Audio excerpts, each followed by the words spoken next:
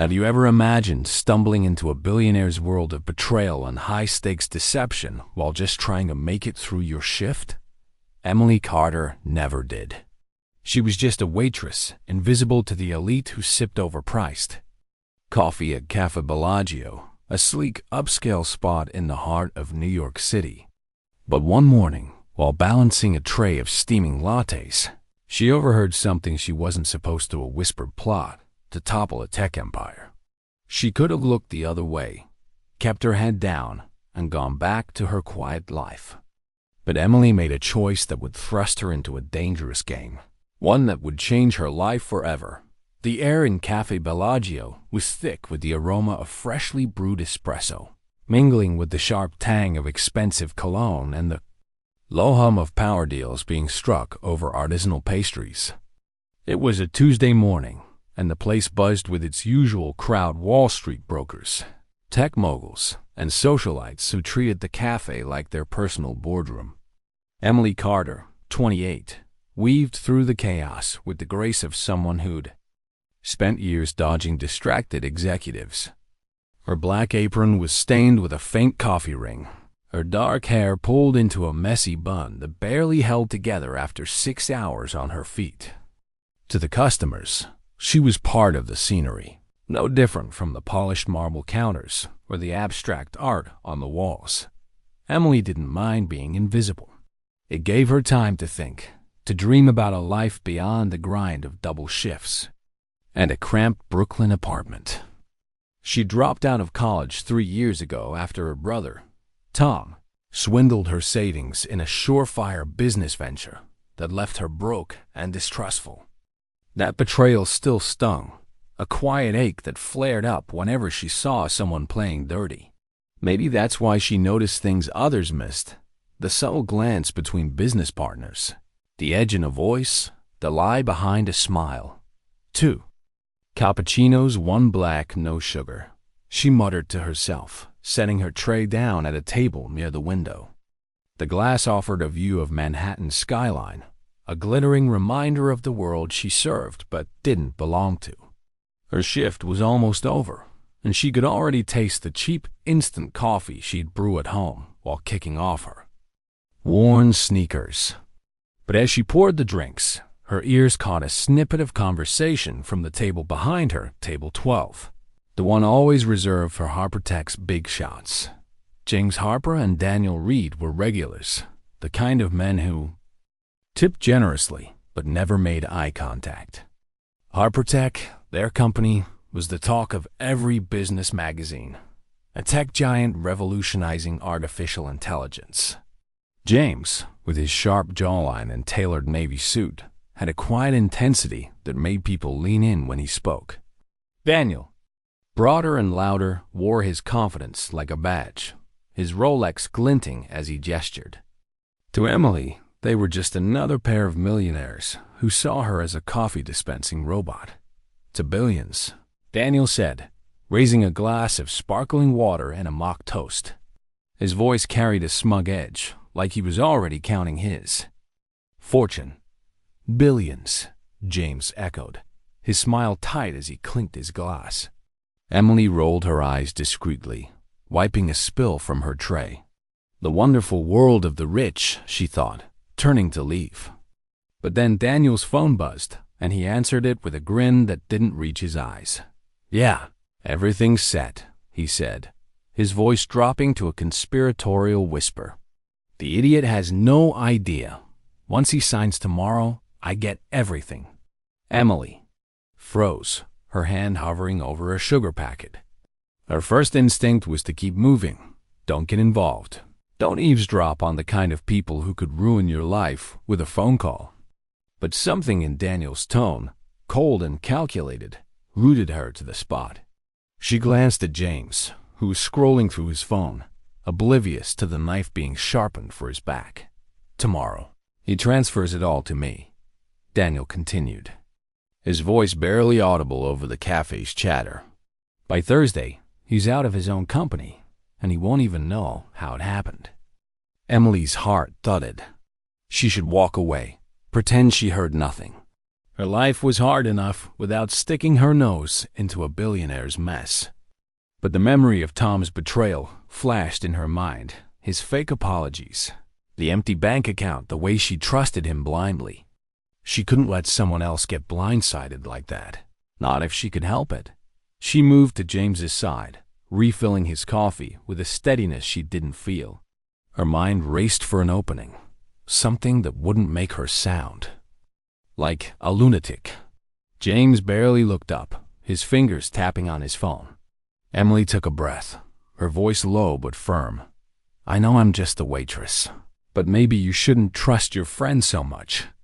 James's head snapped up, his green eyes narrowing. Excuse me? Emily's pulse spiked, but she held his gaze. Your partner is planning to screw you over. Something about signing papers tomorrow and kicking you out of HarperTech. She paused, then added with a forced smile, Sugar with your coffee? James blinked, then let out a short laugh, like she'd told a bad joke. You must have misheard. Daniel and I go way back. Oh, sure, Emily said, her tone dry. Because the idiot has no idea. I get everything. Sounds like a real friendly chat, right? James's smile faded. He glanced at the door, where Daniel had stepped out to take another call, his expression unreadable. Why would you tell me this? He asked, his voice low. Testing her. Emily shrugged, wiping her hands on her apron to hide their tremble. I don't like liars, and I'm guessing you don't either. For a moment, they locked eyes, the cafe's noise fading into a dull hum. James leaned back, studying her like she was a puzzle he hadn't expected to solve today. What's your name? Emily. Emily Carter. Wow, Emily, he said, his voice softening but still sharp. If I were you, I'd be careful about accusing people you don't know. She nodded, her stomach twisting. Fair, but if I were you, I wouldn't sign anything tomorrow.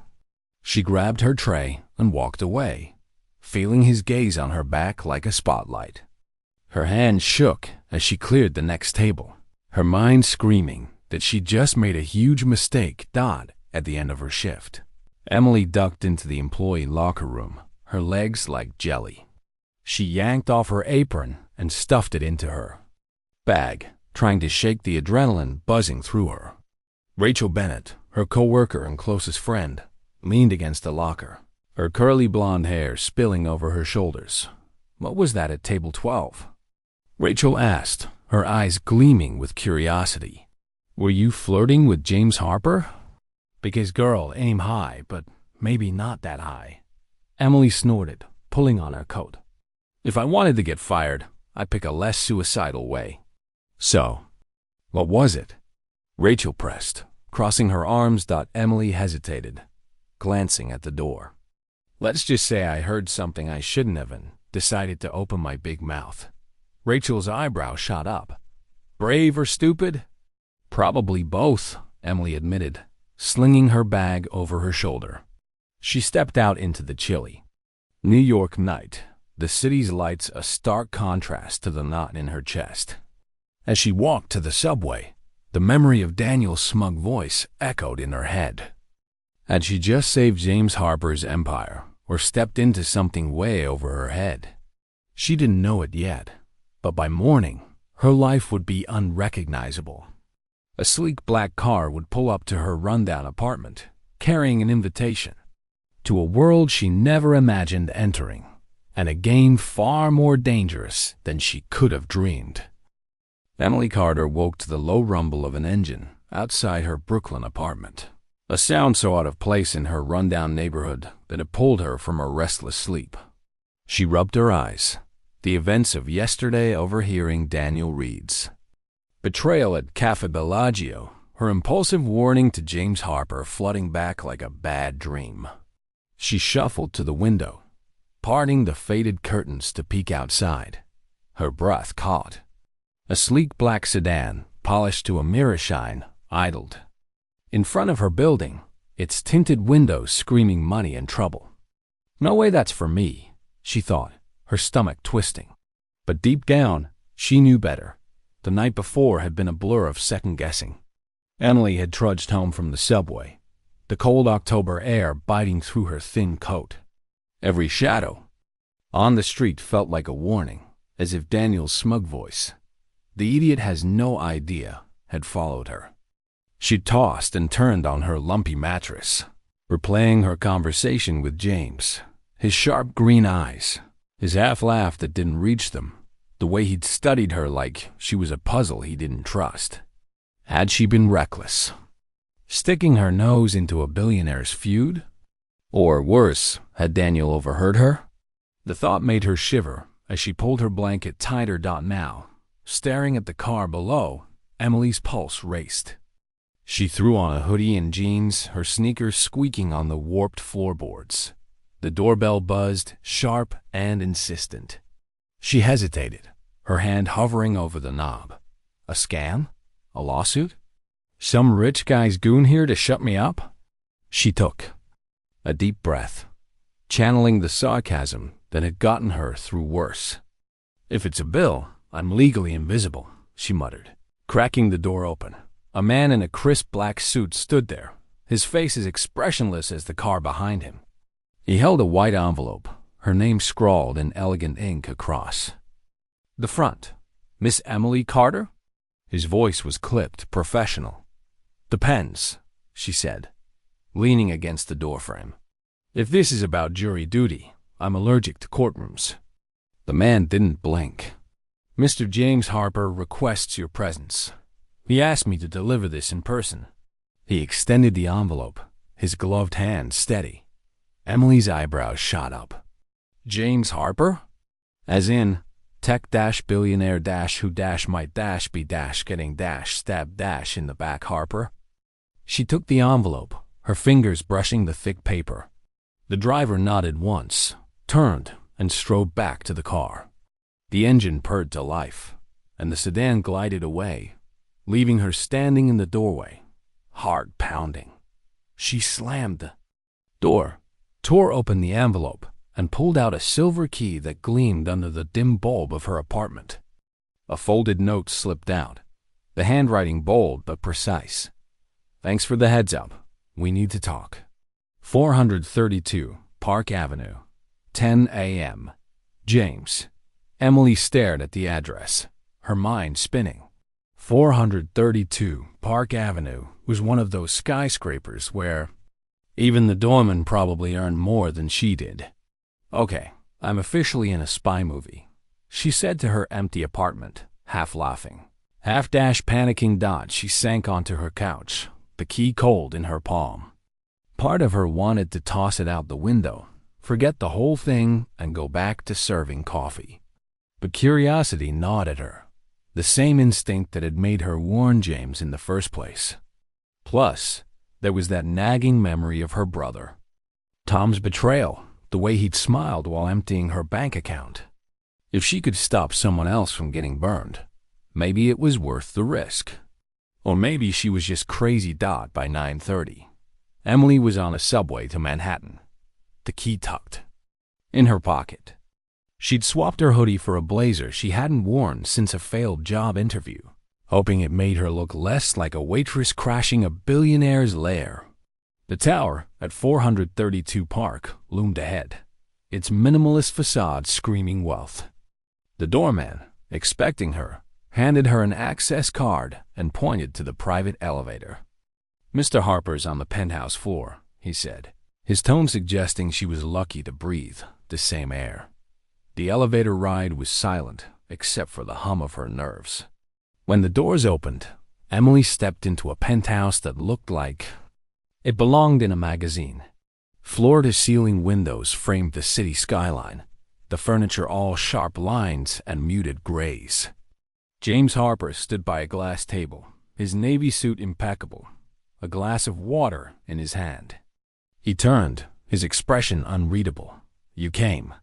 "Didn't have much choice," Emily said, crossing her arms. "Your car was a bit dramatic for a coffee invite." James's lips twitched, almost a smile. "Sit." He gestured to a leather sofa that probably cost more than her rent. Emily perched on the edge, feeling like a kid in the principal's office. "So," James said, leaning against the table, "why'd you warn me about Daniel? Most people would have kept their mouths shut." Emily met his gaze, her jaw tight. "Because I've been on the wrong end of a lie before. My brother cleaned out my savings a few years back. Said it was for a sure thing. I don't like seeing people get played." James studied her, his eyes narrowing. "And you expect me to believe you overheard Daniel plotting my downfall by pure chance?" She snorted. "Believe what you want. I'm not here for a medal. I heard him say, 'You're signing something tomorrow, and by Thursday, you're out of HarperTech.' His exact words were, 'The idiot has no idea.' Sound familiar?" James's face hardened, but he didn't interrupt. Encouraged, Emily leaned forward. "Look, I don't know you or your company. I'm just telling you what I heard. If you want to ignore it, fine. I'll go back to pouring coffee."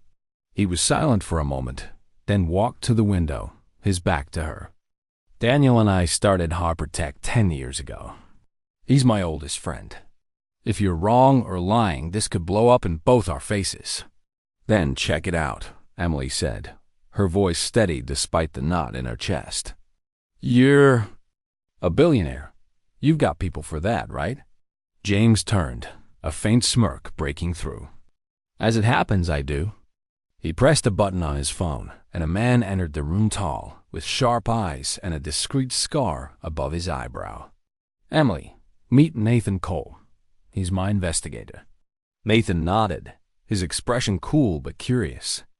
"Miss Carter, I've already started digging into Daniel's activities.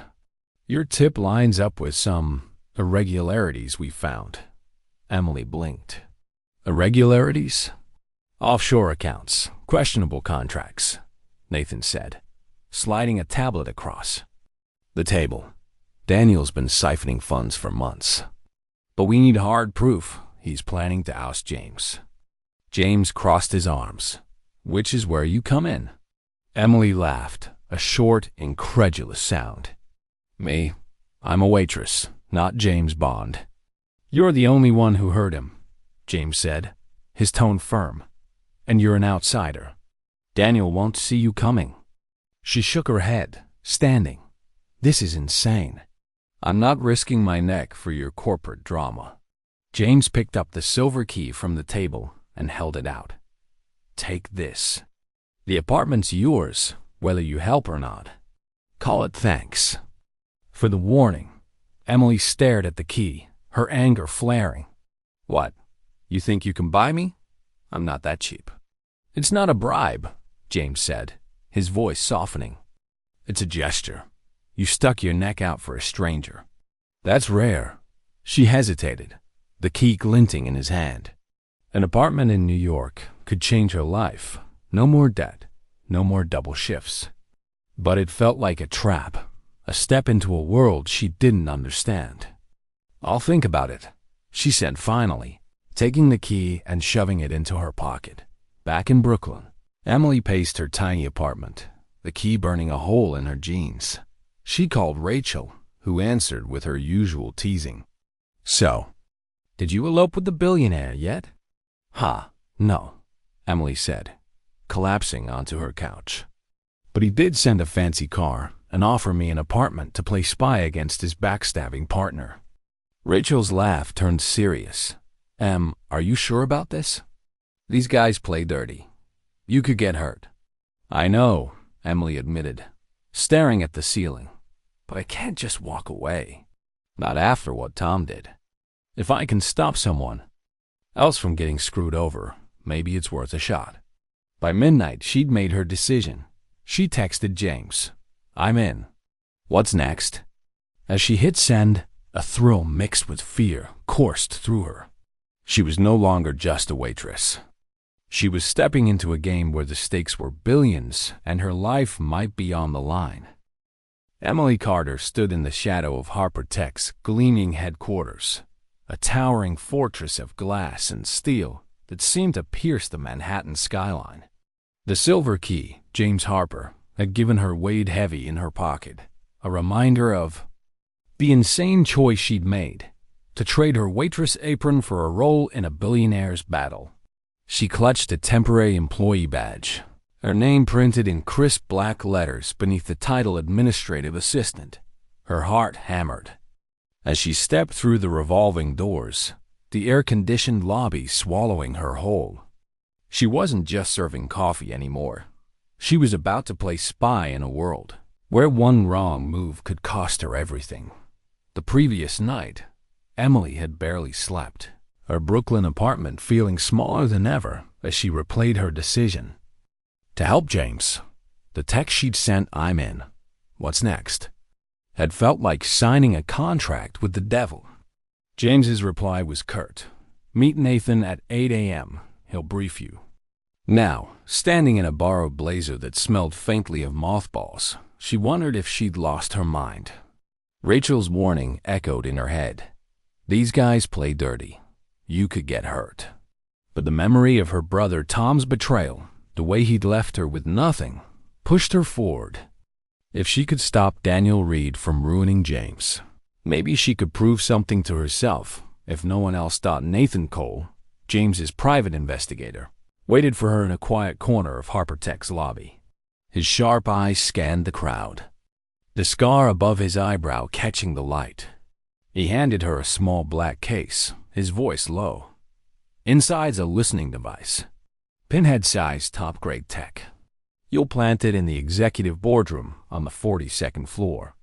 Emily opened the case, revealing a tiny metallic speck nestled in foam. "This looks like something I'd find in my couch cushions." Nathan's lips twitched, the closest he got to a smile. "It'll pick up every word in that room. Daniel's meeting a contact there at noon. We need to know who he's working with." She nodded, her mouth dry. "And how do I get past security? This place looks like Fort Knox." Nathan handed her a tablet. "Your badge gives you access to most areas, but the boardroom's restricted. You're posing as a coffee runner for the execs. There's a service card on the 40th floor. Use it as cover. Security's tight, so don't linger. Cameras are everywhere, but I've looped the feed for 10 minutes at 11:45. Emily's stomach churned. 10 minutes to sneak into a billionaire's boardroom and plan a bug. Totally normal day. "Stay sharp," Nathan said, his tone firm. "Daniel's paranoid. If he or his people spot you, you're on your own." "Great pep talk," she muttered, pocketing the device. Nathan gave her a final nod and melted into the crowd, leaving her alone in the lobby's hum of polished shoes and hurried voices. HarperTech's interior was a temple of efficiency, all sleek chrome and frosted glass. Employees moved like cogs in a machine, their faces buried in laptops or phones. Emily's badge buzzed her through the turnstile, but she felt every camera lens boring into her back. She took the elevator to the 40th floor, her reflection in the mirrored walls showing a woman who looked more confident than she felt. "You've survived rude customers and double shifts," she told herself. "You can handle this." The service cart was where Nathan said it would be, loaded with coffee urns and pastries. Emily pushed it toward the boardroom, her sneakers silent on the carpet. The 42nd floor was quieter, the air heavy with the weight of big decisions. A security guard stood near the boardroom door, his eyes flicking to her badge. "Coffee for the noon meeting," she said, flashing a smile she hoped looked natural. The guard grunted, waving her through. The boardroom was a cavern of luxury mahogany table, leather chairs, a wall of windows showcasing the city below. Emily's hand shook as she set out cups, her eyes darting to the clock. 11:47. 8 minutes left. She crouched behind the table, pretending to adjust a tray, and slid the listening device from her pocket. Her fingers fumbled, the tiny speck nearly slipping to the floor. "Breathe," she thought, pressing in under the edge of the main chair, where Nathan said it'd pick up the most sound. A noise at the door made her freeze. She stood, smoothing her blazer as a woman in a sharp suit entered, her eyes narrowing. "Who are you?" "Emily, catering," Emily said, her voice too high. "Just setting up for the meeting." The woman her badge read Claire Morgan, senior analyst, frowned. "I don't recall a catering order." Emily's mind raced. "Last-minute request. You know how execs are with their coffee." She forced a laugh, grabbing the cart to leave. Claire's gaze lingered, but she nodded. "Fine. Be quick." Emily pushed the cart out, her legs like jelly. She'd done it, planted the device, but Claire's suspicion gnawed at her. Had she been too obvious?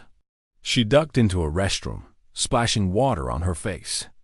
Her phone buzzed with a text from Nathan. "Good work. Stay on the 40th floor."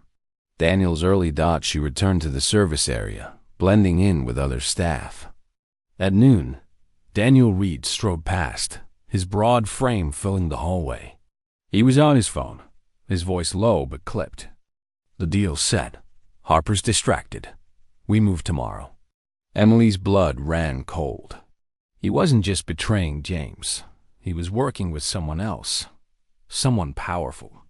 She typed a quick message to James. "Daniel's here.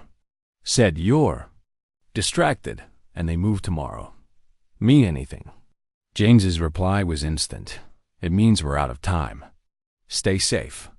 The words sent a chill down her spine. She was in deeper than she'd imagined, and the stakes were climbing as she cleared the cart. A man in a gray suit approached, his badge marking him as Tom Ellis, IT security. "New here?"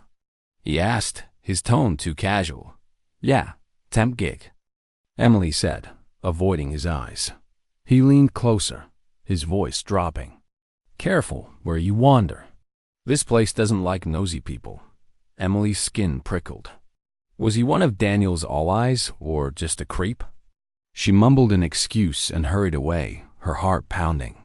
Back in the lobby, she texted Nathan. Planted the device. Someone named Claire Morgan got suspicious.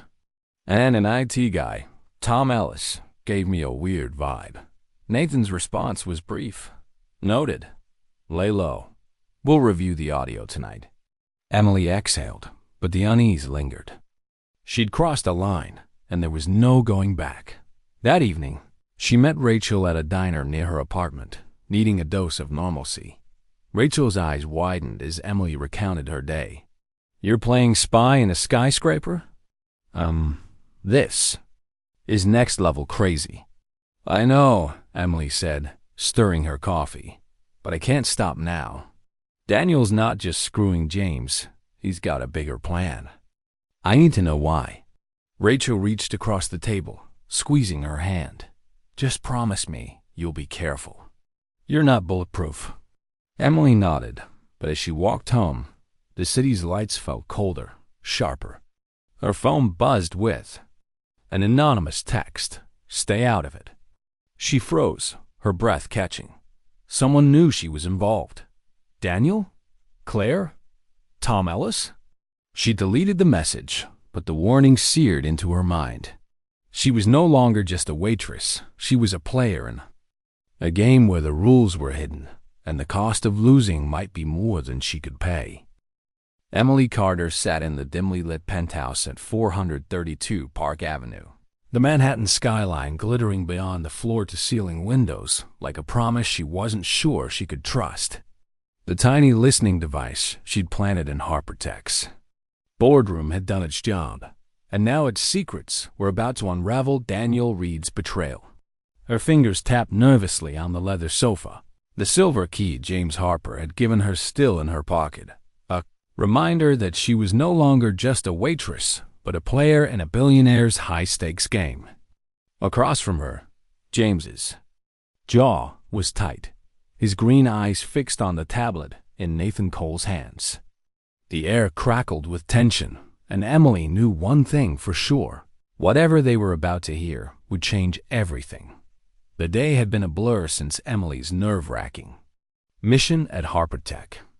The anonymous text, "Stay out of it," still haunted her, a shadow that followed her through the crowded subway ride home. She barely slept, her mind racing with questions. Was it Daniel? Claire Morgan, the suspicious analyst? Or Tom Ellis, the creepy IT guy? Rachel's worried face at the diner kept replaying, her warning to be careful ringing truer by the hour. But Emily couldn't back out now, not when she'd heard Daniel's smug voice plotting to move tomorrow. She needed to know the full scope of his plan, and more importantly, how to stop it. Nathan arrived at the penthouse at 8 p.m., his sharp eyes scanning the room as if expecting an ambush. He set the tablet on the glass table, its screen glowing, with an audio file labeled Boardroom _1200. "This is what your device picked up," he said, his voice low. "Brace yourselves." Emily leaned forward, her heart pounding. Nathan tapped play, and Daniel's voice filled the room, smooth and confident. "The contract's ready." Harper's too distracted with the AI launch to notice. "Once he signs, the board's mine, and we're set." A second voice, unfamiliar and clipped, responded. "And the funds? Our investors won't wait." "Already moved," Daniel said. "Offshore accounts, clean as a whistle. By Thursday, HarperTech's. Ours, and James is out." Emily's stomach twisted. She glanced at James, whose face was a mask of controlled fury. The audio continued, Daniel's tone growing smug. "He trusts me. Always has. Thinks I'm the loyal soldier. Poor bastard won't know what hit him." Nathan paused the recording. "That's enough for now." The second voice belongs to a rep. "From Vanguard Capital, a hedge fund with a history of hostile takeovers. They're bankrolling Daniel's move." James stood, pacing to the window. "Vanguard wants HarperTech's II patents. They've been circling for years."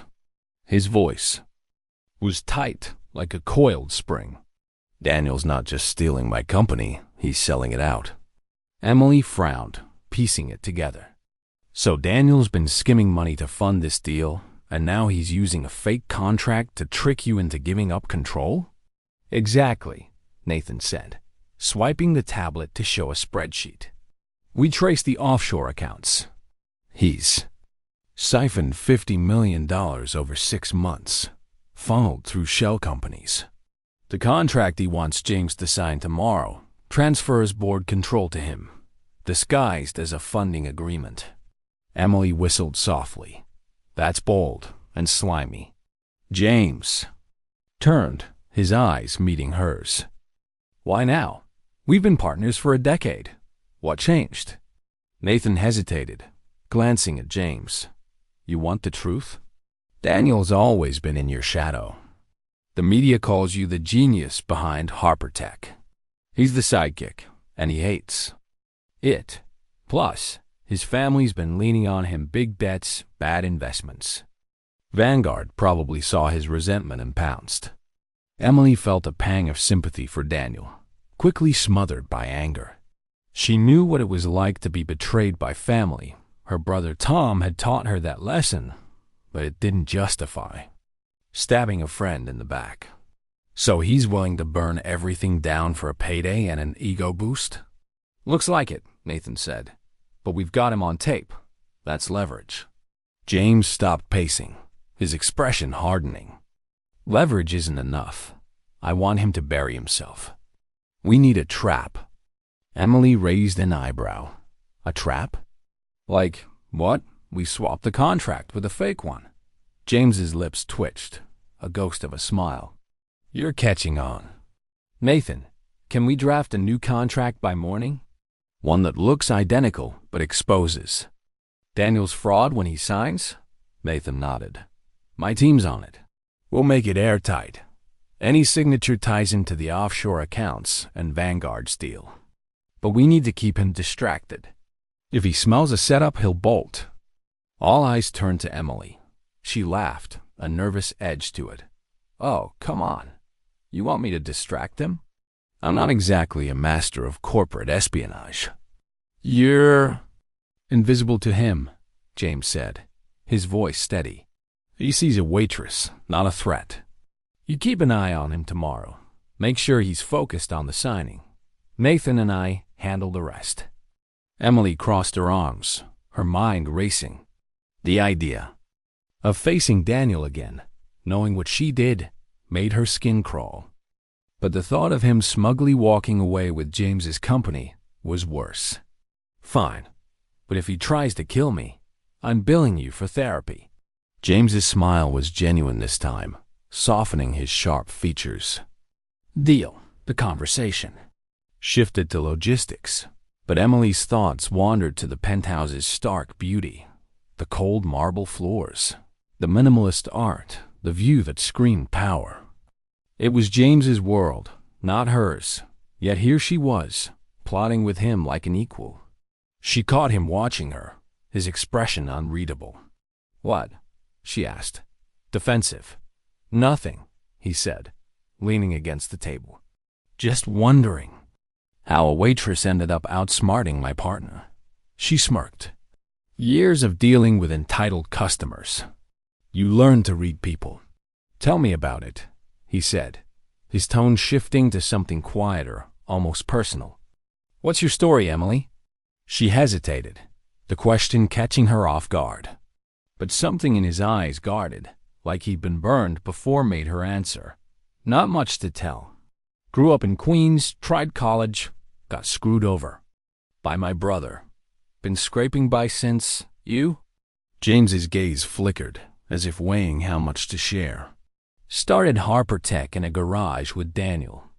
Lost a partner early on. Guy sold our code to a competitor.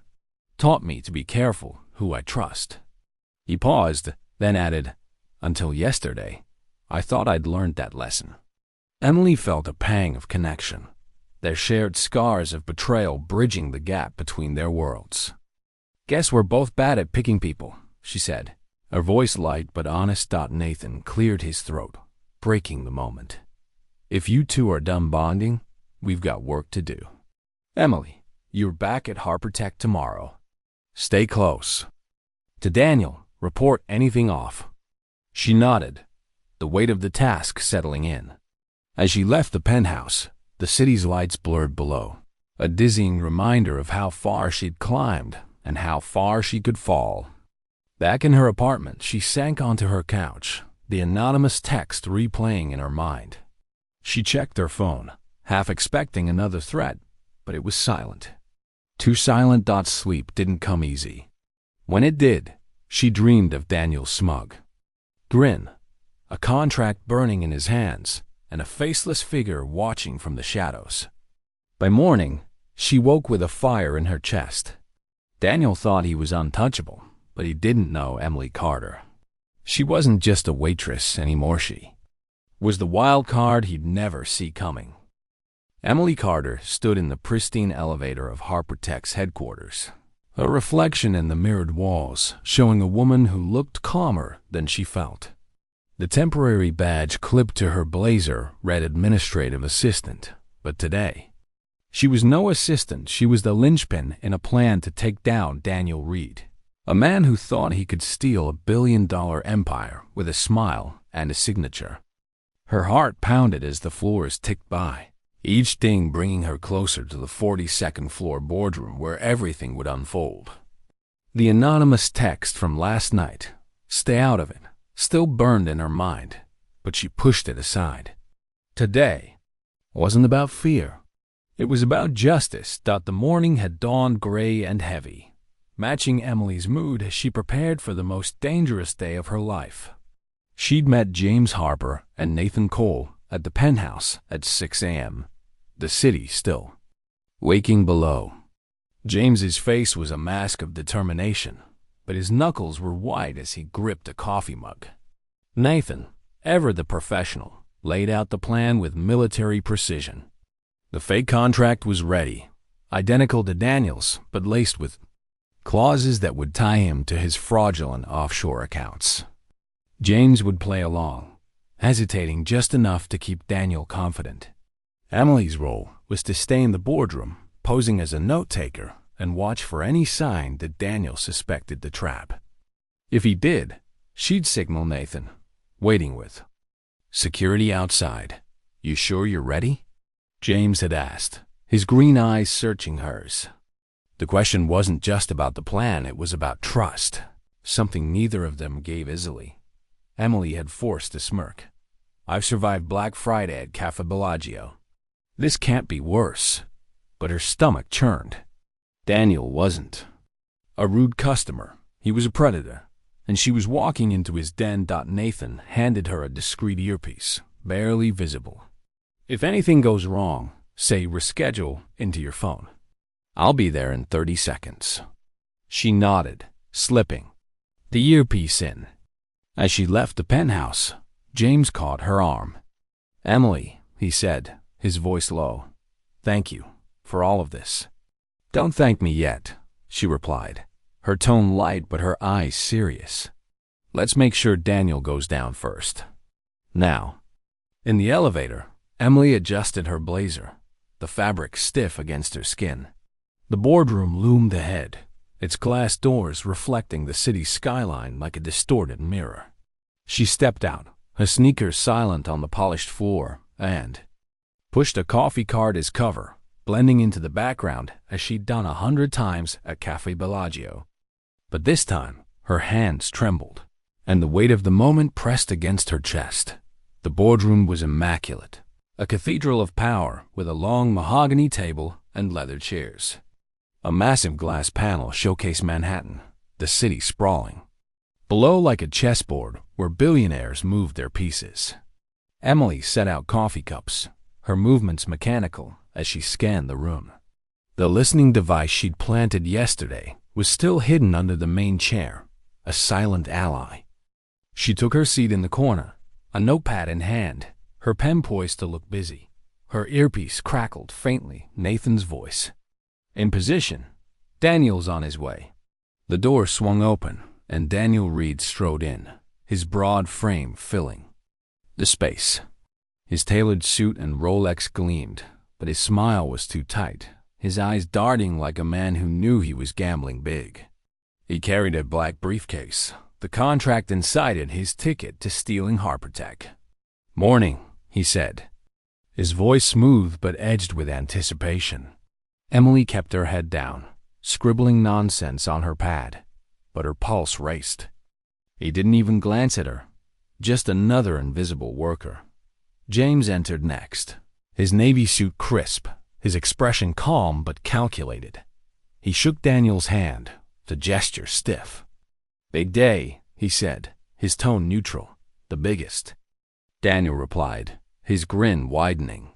He set the briefcase on the table, snapping it open to reveal a stack of documents. "It's all here. Just needs your signature, and we're golden."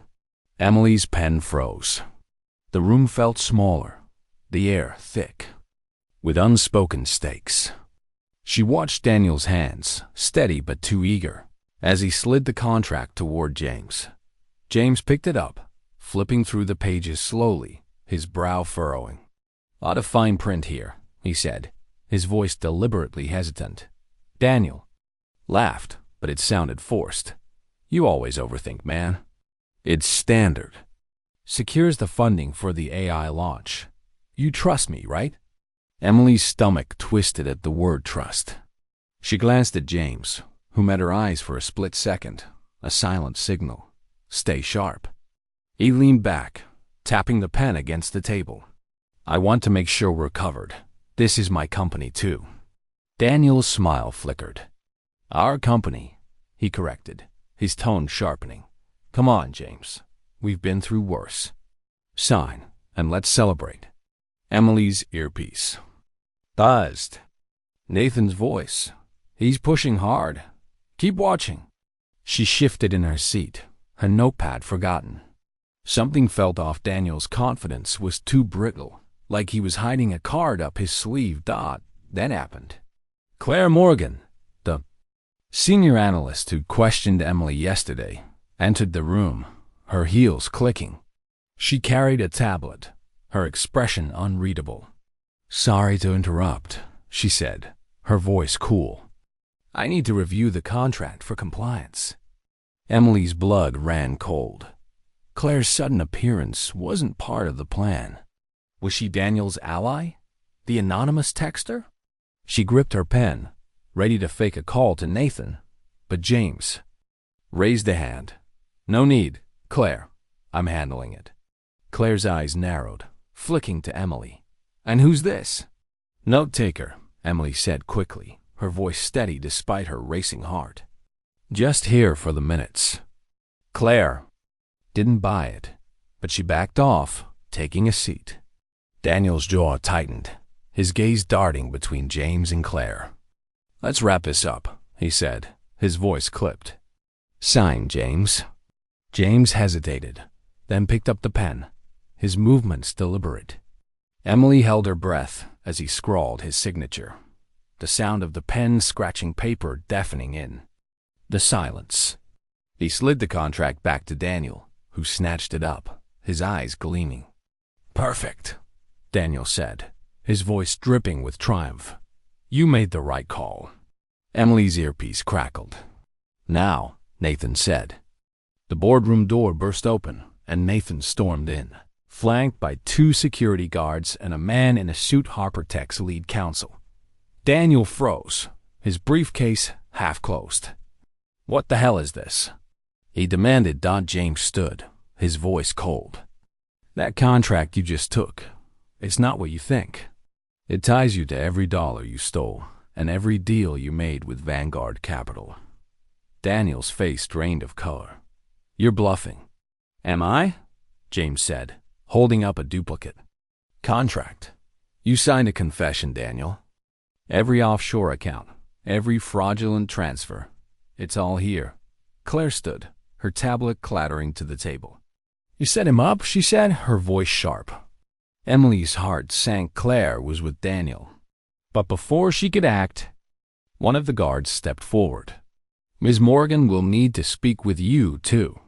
Daniel lunged for the door, but Nathan blocked him, his scar catching the light. "Don't make this worse," he said, his tone final. The guards restrained Daniel, his protest echoing as they let him out. "James, you can't do this. We're partners." "You did this to yourself," James said, his voice heavy with betrayal. He turned to Emily, his expression softening. "You okay?" She nodded, her legs shaky.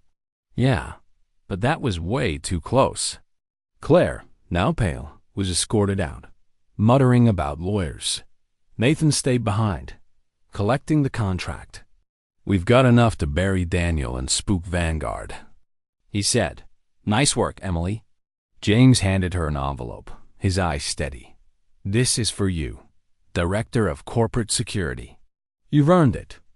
Emily opened it, her breath catching at the job offer. "From Waitress to this? You sure you didn't mix me up with someone qualified?" James smiled, a rare warmth breaking through. "You saw what no one else did. That's qualification enough." As the room emptied, Emily stood by the window, the city sprawling below. She'd helped save HarperTech, but the anonymous text lingered in her mind. Daniel was gone, but someone else was watching. She wasn't done playing the game, not yet. Emily Carter stood in her new office on the 40th floor of HarperTech's headquarters, the glass wall offering a dizzying view of Manhattan's skyline. 2 weeks had passed since the boardroom showdown that toppled Daniel Reed and the city. Below seemed different now, less like a distant dream and more like a challenge she was ready to meet. Her desk, sleek and uncluttered, held a nameplate that still felt surreal. Emily Carter, Director of Corporate Security. The silver key James Harper had given her now hung on a chain around her neck, a reminder of the wild leap from Waitress to corporate player. But as she traced the key's edge, the anonymous text, "Stay out of it," lingered in her mind. Daniel was gone, but the game wasn't over. The days after Daniel's arrest had been a whirlwind. HarperTech's board had scrambled to contain the fallout, with James steering the company through a media storm. Daniel's fraud, tied to Vanguard Capital's failed takeover, was splashed across every business headline, but James kept Emily's role quiet, protecting her from the spotlight. She'd moved into the apartment at 432 Park Avenue, its minimalist luxury a far cry from her Brooklyn walk-up. The first night, she'd stood on the balcony, the city's lights stretching endlessly, and laughed at the absurdity of it all. A month ago, she was dodging rude customers at Cafe Bellagio. Now, she was guarding a billion-dollar empire. Her new role wasn't just a title. James had enrolled her in a corporate security training program, a grueling crash course in risk assessment and cybersecurity. Her first day, she'd face skeptical colleagues, their raised eyebrows screaming waitress turned exec. Tom Ellis, the IT security guy who'd creeped her out, was the worst. His snide comments about outsiders cutting deep. "You sure you're not just Harper's pet project?" he'd asked, his smirk grating. Emily had bit back a retort, channeling her energy into proving him wrong. She aced her first training module, earning a grudging nod from her instructor. Small victories, but they fueled her fire. Today, her office felt like a milestone. She adjusted a framed photo of her and Rachel Bennett, taken at their favorite diner, a tether to her old life. Rachel had visited the apartment last weekend, her jaw dropping at the marble counters. "You're living like a Kardashian now," she teased, sprawling on the couch. "But don't forget us little people, okay?" "Never," Emily had promised, laughing. Rachel's support grounded her, a reminder of who she was beneath the new title. But as they'd hugged goodbye, Rachel's eyes had lingered. "You're different now, Em. Stronger. Just don't let this world chew you up." Emily's phone buzzed, pulling her from the memory. A text from James. "Settling in? Meeting at 3 p.m. Need your input." She smiled, warmth spreading through her. Their late-night talks during the Daniel takedown had forged a bond, built on shared scars of betrayal. James wasn't just her boss, he was a partner, maybe even a friend.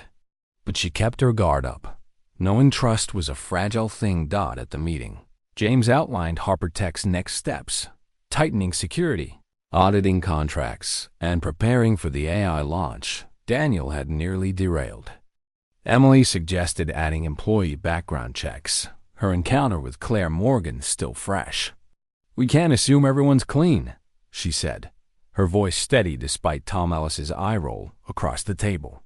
James nodded, his approval. Quiet but clear. She left the meeting feeling taller, her place at the table earned. That evening, Nathan Cole called. His voice was clipped, urgent. "Found something." An encrypted email from Claire to an unknown contact, sent before Daniel's arrest.